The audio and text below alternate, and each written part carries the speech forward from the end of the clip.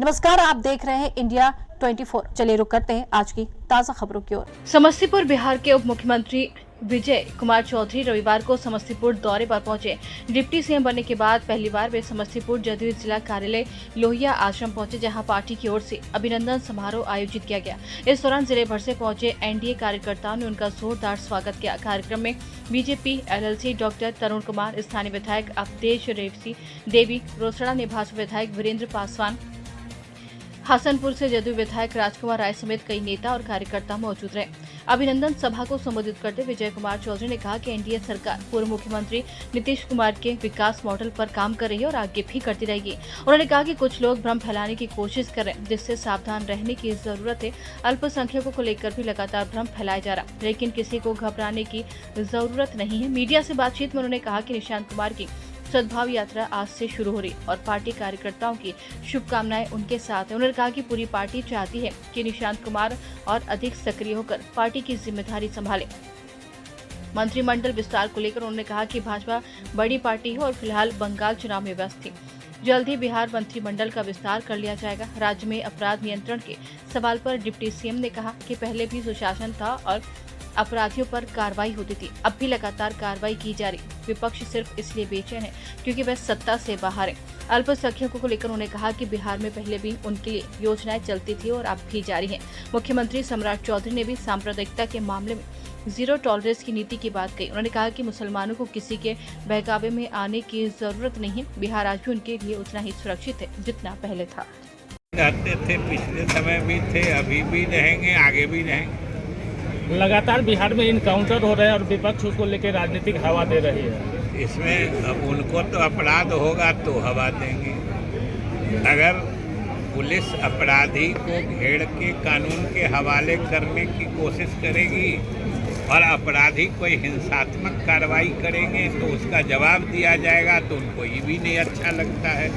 तो स्वाभाविक रूप से बेचैनी न अपराध से है, न जनता के हित से मतलब है। बेचैनी सत्ता से बाहर रहने की। पूरे पार्टी के कार्यकर्ताओं की शुभकामना, समर्थन उनके साथ है और पूरी पार्टी चाहती है कि निशांत और भी ज़्यादा सक्रिय होकर पार्टी की बागडोर संभाले। अपराधियों का लगातार सरकार में जो है बिहारी होना अपराध है, क्या कहिए? तेजस्वी यादव ने कहा एनडीए की सरकार में बिहारी होना अपराध। अब वो क्या कहते हैं वही समझते हैं, उन्हीं से पूछ लीजिएगा जिसका मतलब क्या है। मंत्रिमंडलों को भाजपा के प्रति माने घबराने का ही नहीं जरूरत है। आपने एक बड़ी बात बोली, क्या कहना चाहेंगे? अब इस बीच में घुसाएंगे नीचे के।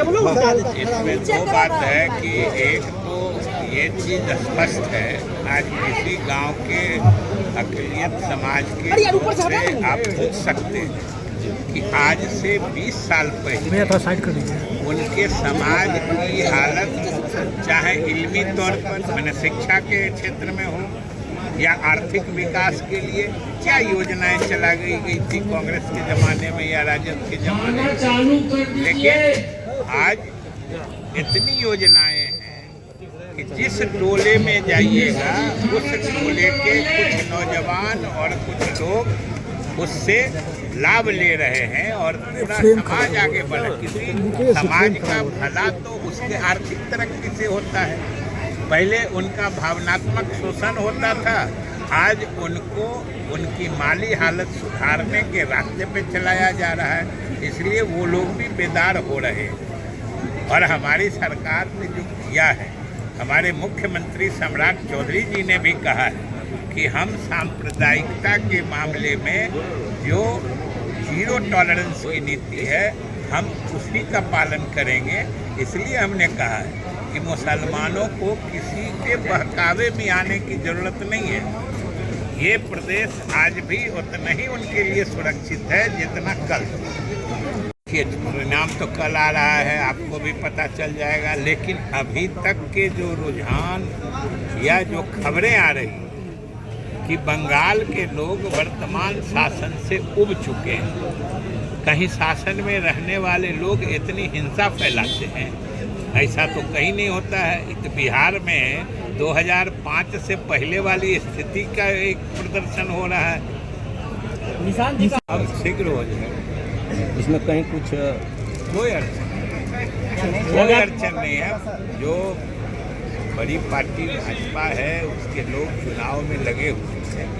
अब चुनाव से फ्री हुए हैं तो अब जल्दी हो जाए। लगातार